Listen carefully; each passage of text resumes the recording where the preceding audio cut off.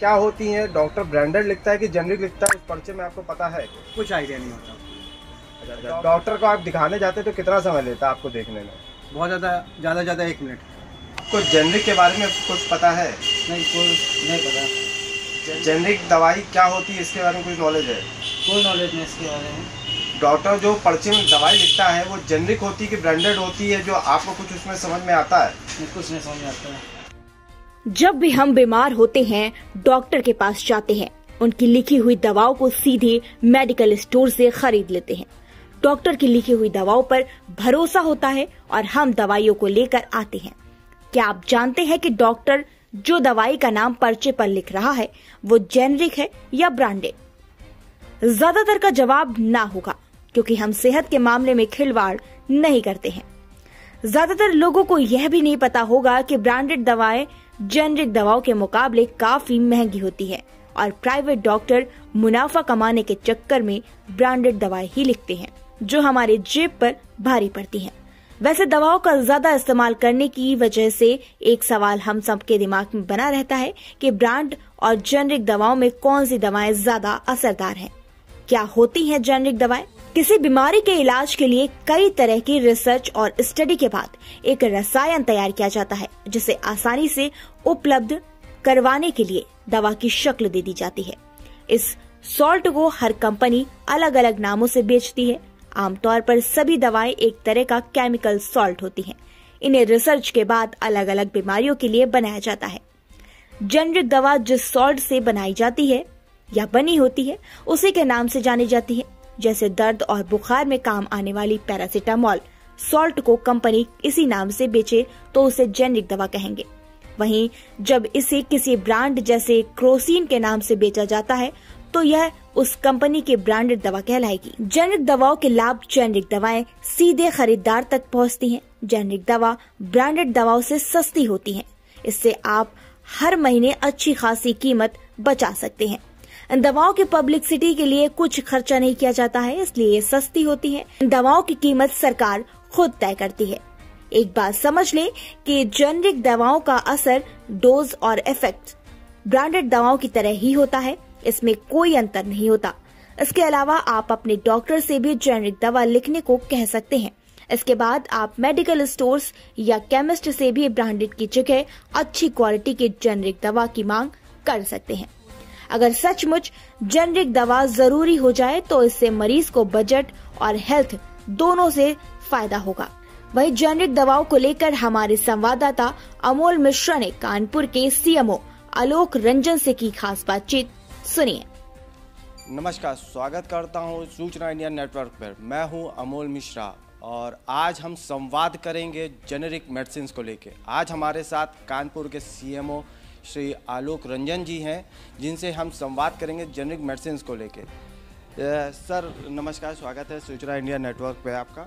सब मैं ये जानना चाहूँगा कि आज जो जेनेरिक मेडिसिन को लेके लोगों में जो अवेयरनेस है वो पूरी तरह से क्यों नहीं हो पा रही है? प्रधानमंत्री जी ने भी आह्वान किया था, आईएमए ने भी आह्वान किया था, तो इसको लेके क्यों प्रॉपर वे में जेनेरिक की अवेयरनेस नहीं हो पा रही है? देखिए, जेनेरिक मेडिसिन की जहाँ तक बात है, जो हमारी रेप्यूटेड कंपनियाँ हैं वो भी इसे बनाती हैं और ये चूँकि जेनेरिक नाम से होती हैं इसलिए इनकी जो दाम है या मूल्य है ये ब्रांडेड उसी के ब्रांडेड वर्जन से काफ़ी कम होता है, लेकिन एफिशिएंसी इनकी सेम होती है।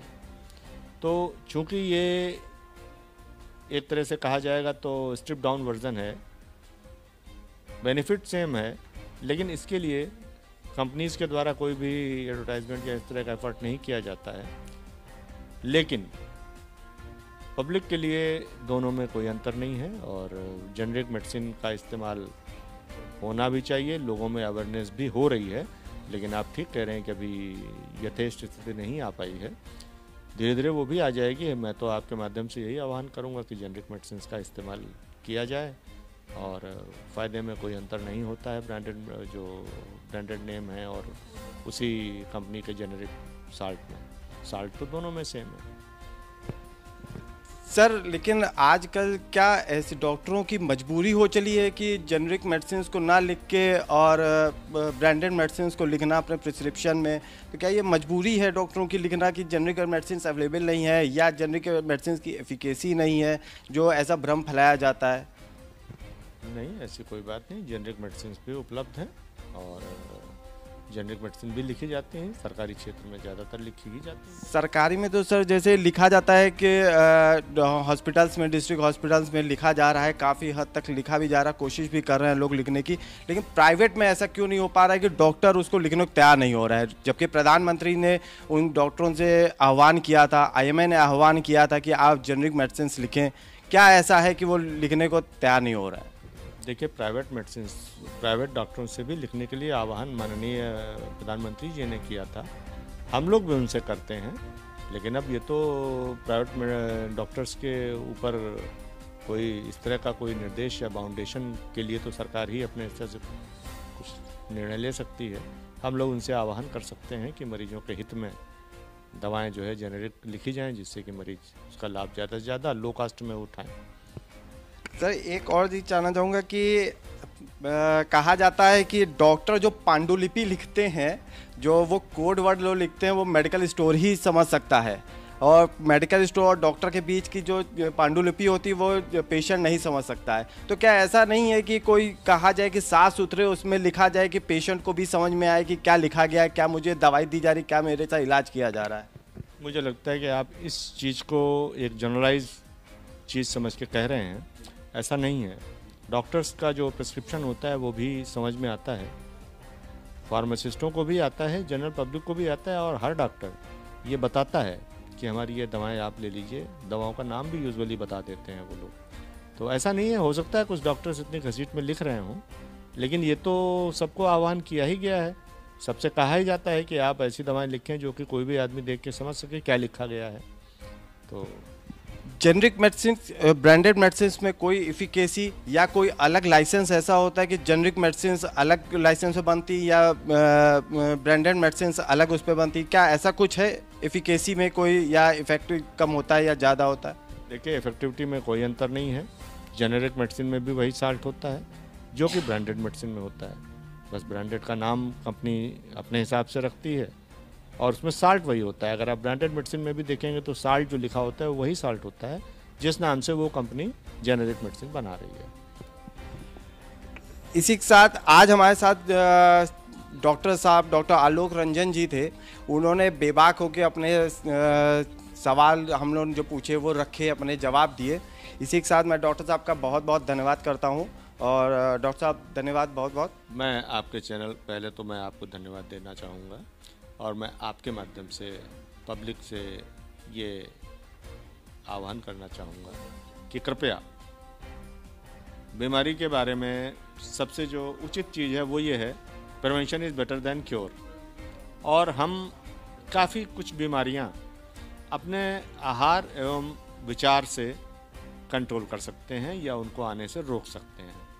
हम अपने खान पान में थोड़ा संयम बरतें, ताज़ा खाना खाएं, घर का खाना खाएं और साफ़ सफाई स्वच्छता का ध्यान रखें। जैसे कि हम हाथ अपने बार बार धोएं, हम बाहर जाते हैं तो भीड़-भाड़ में मास्क लगा लें। आजकल तो कोरोना और तरह की बीमारियाँ आती हैं तो इसमें भी ये सुरक्षित उपाय है। और अपने आसपास सफाई रखें, मच्छरों को पनपने से रोकें। हम देखेंगे कि हमारी काफ़ी कुछ बीमारियाँ इसी से कम हो जाती हैं। दूसरी बात है कि अगर ऐसा कुछ होता है, कभी अगर बीमारी हो जाती है तो उसमें अगर जेनरिक वर्जन उपलब्ध है तो अपने डॉक्टर से कहें कि डॉक्टर साहब हमें जेनरिक दवाइयाँ लिखें, आप उसका इस्तेमाल करें और अपने को स्वस्थ रखें। आप स्वस्थ रहेंगे तो हमारा समाज स्वस्थ रहेगा। मैं अमोल मिश्रा, सूचना इंडिया नेटवर्क के लिए।